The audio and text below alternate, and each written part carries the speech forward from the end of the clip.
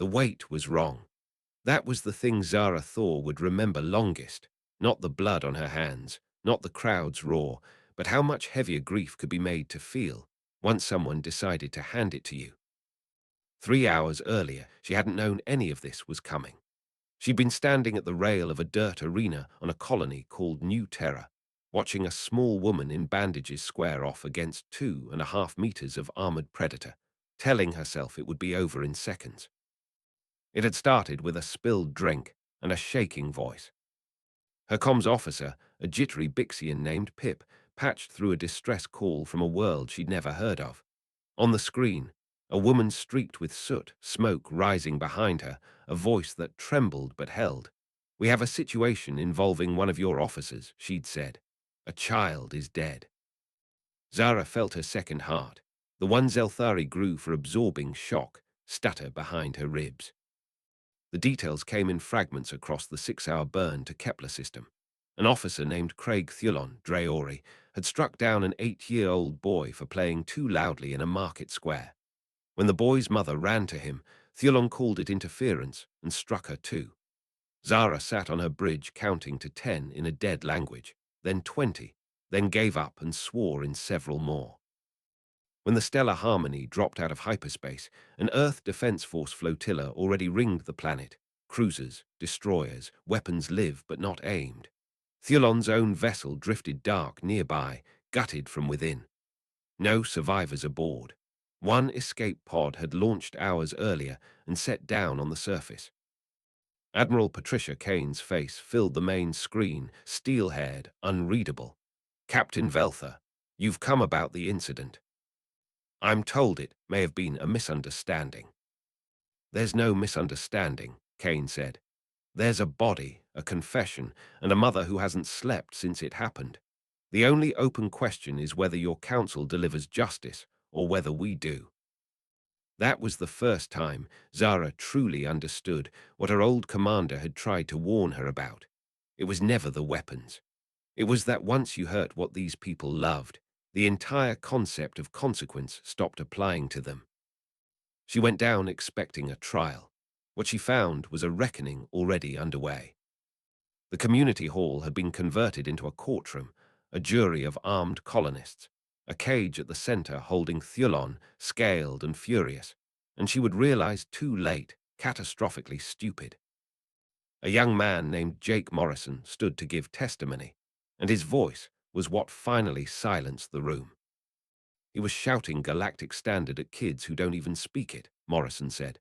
Marcus, the boy, kept saying sorry over and over, backing away, not understanding what he'd done. His hands curled into fists. Then the baton came down. I heard it connect, like something heavy dropped on stone. He just stopped. A woman near the front pressed both hands to her mouth. His mother ran to him. Thulon told her she was interfering. Then he hit her too. Nobody breathed. Zara didn't either. When it was his turn, Thulon rose in his cage like he still commanded the room. The juvenile disregarded a lawful order. Escalation was procedure. The female's interference warranted correction. He said it the way a man recites a supply manifest. 30 armed colonists nearly became a mob in that instant, and Zara understood Thulon was already dead. Only the shape of it remained undecided.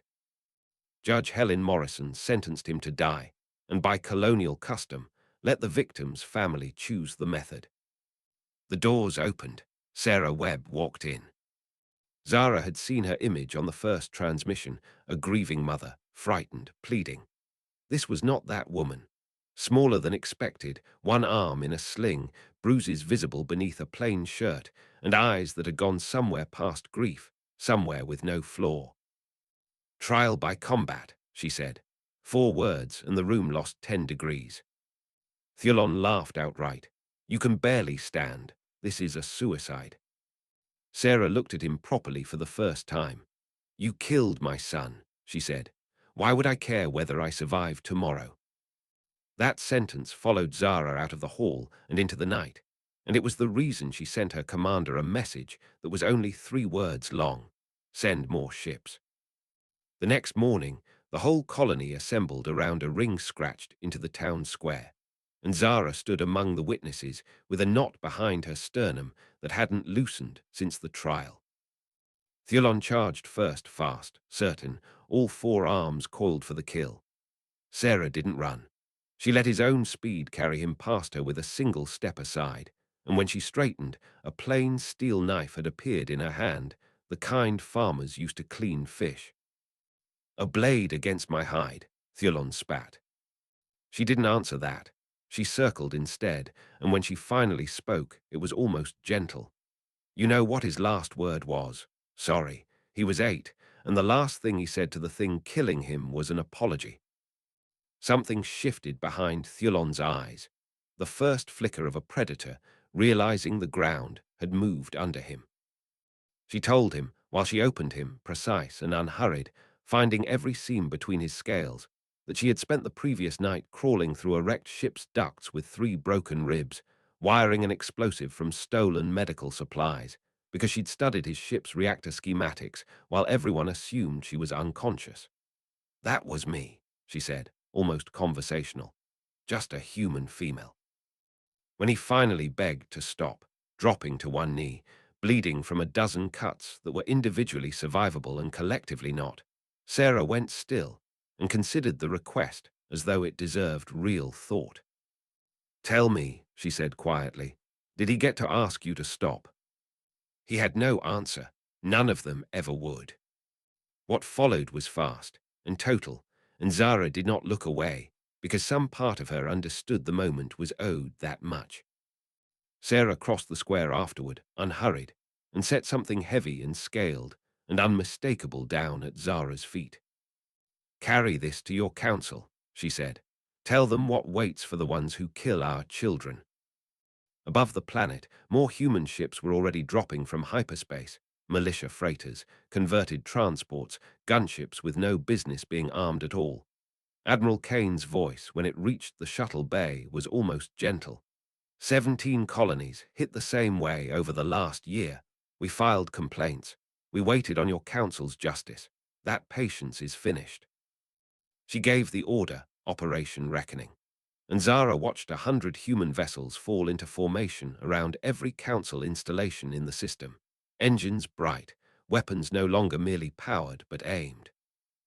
Zara ran for her shuttle with the weight of that skull in her arms, understanding at last that she wasn't carrying evidence.